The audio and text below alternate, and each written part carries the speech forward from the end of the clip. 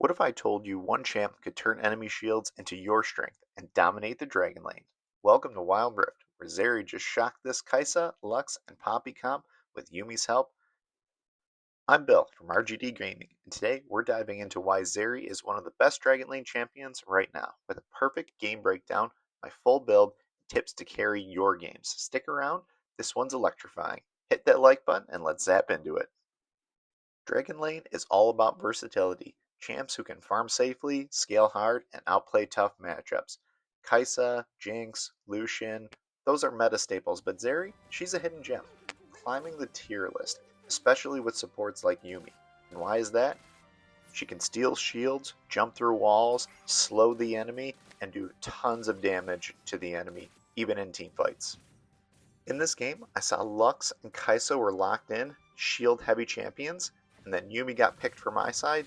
I knew Zeri was going to be the perfect counter. Let's break down how I made that work.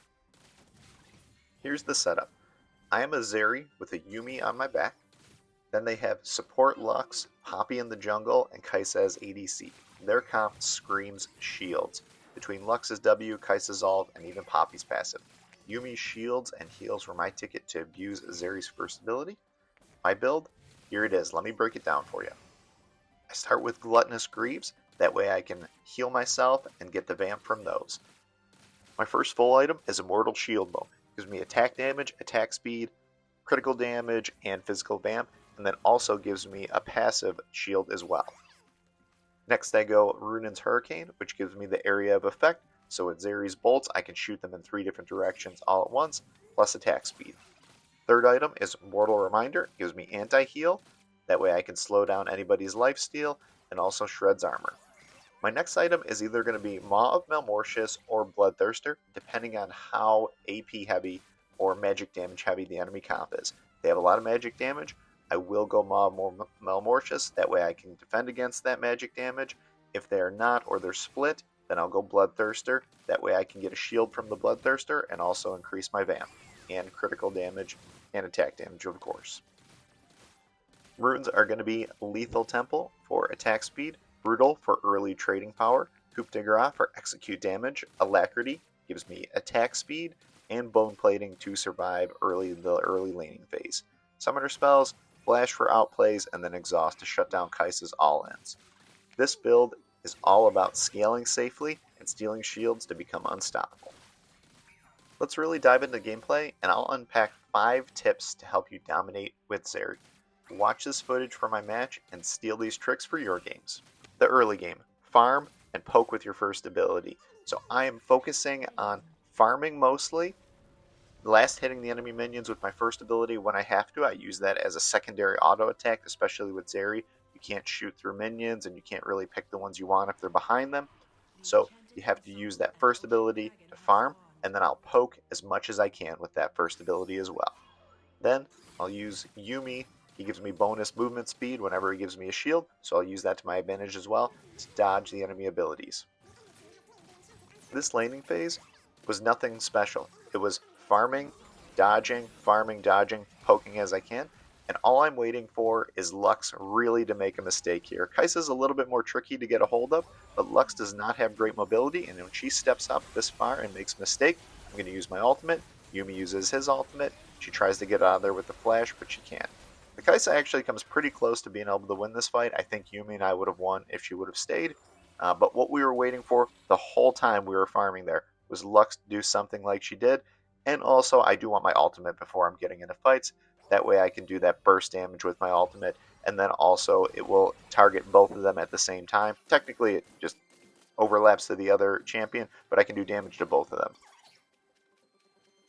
Tip number 2 is going to be synergize with Yumi's shields. Yumi gives you shields and speed, so I played aggressively when her heal was up, and at level 5 I baited the Lux into that fight, let Yumi shield me, and then boom. Use my ultimate, Yumi used their ultimate, and we just went all in and were able to get the kills there. So tip number 2, synergize with your support. Yumi makes it easier on Zeri because Yumi's on your back, they're just thinking about you, but when you have somebody locked into Yumi, you should seriously consider playing Zeri because the synergy is probably some of the best in the game. Tip number 3, use your ultimate to steal shields. By level 6, we're going to be starting to really get close to the time we're going to be team fighting. So what we want to do is pop Zeri's ultimate, hit as many of the enemy as we can, and then start spamming our abilities for maximum damage. Most of the time in team fights, we want to save our third ability for escapes.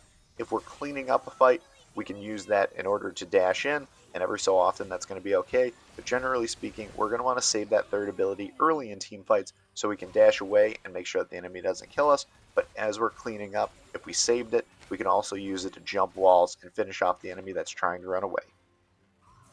And you just saw it again, me just waiting for Lux to step up, make a mistake, and here I see I have Nocturne rotating, so I'm fighting this knowing that he's going to be able to come, dash in.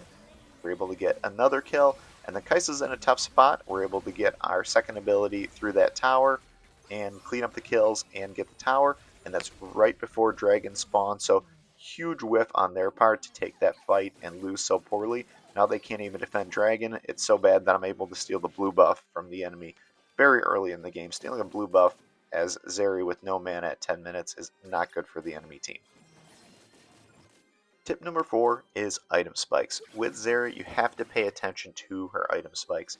Getting a shield bow and being able to get the passive shield from the shield bow is huge. The next one is Runan's Hurricane, the second item she gets, so she can shoot 3 bolts at once. Those are 2 huge spikes.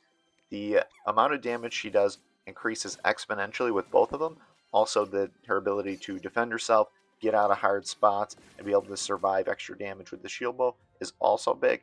And then her clear increases as well, so she can clear jungle camps much more quickly and also waves once she gets Runan's Hurricane. With her third item, Mortal Reminder, you're able to steal the enemy's healing, so you get anti-heal with that, and then you can also shred any armor that the enemy has. For this match, Maul Mortius was also a great pickup. They had a lot of magic damage, so I wanted to be able to resist that and live a little bit longer so that way I could survive team fights. The last thing you want as an ADC is to be burst down before the team fight even starts. Here you'll notice, actually at all dragons that I go to, you'll notice with Zeri I position kind of on the edge here. I want to be able to use my second ability through that wall so I can do more damage to the dragon as I'm fighting it. And so same thing with Baron.